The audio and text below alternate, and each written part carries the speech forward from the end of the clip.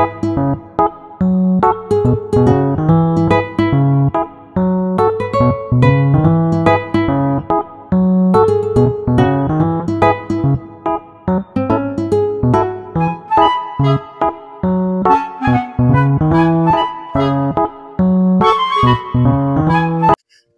teachers! So, quick tutorial for this IM na emotion.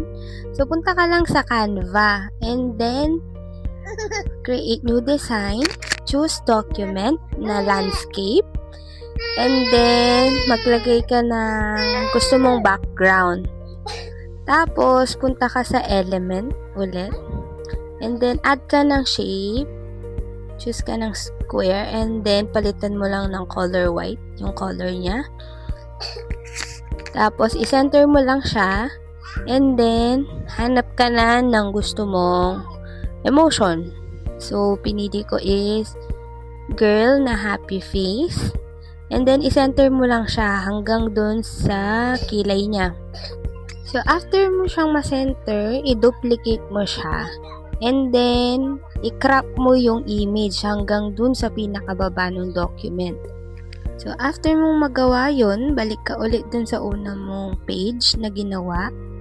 And then, add mo na yung word na happy. And then, choose your preferred font. Tapos, ayun na. Meron ka na nung happy face. Para naman dun sa ilalagay mo dun sa loob niya, yung mga dinidikit mo, ilalagay mo dun yung mga reason why happy face yung pinapakita niya.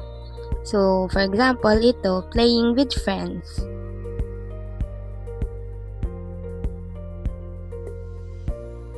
So, after mo siyang i-print and i-laminate, need mo yung sticky dots para pangdikit sa kanila. And then, para mapagdugtong-dugtong mo sila, need mo ng scotch tape.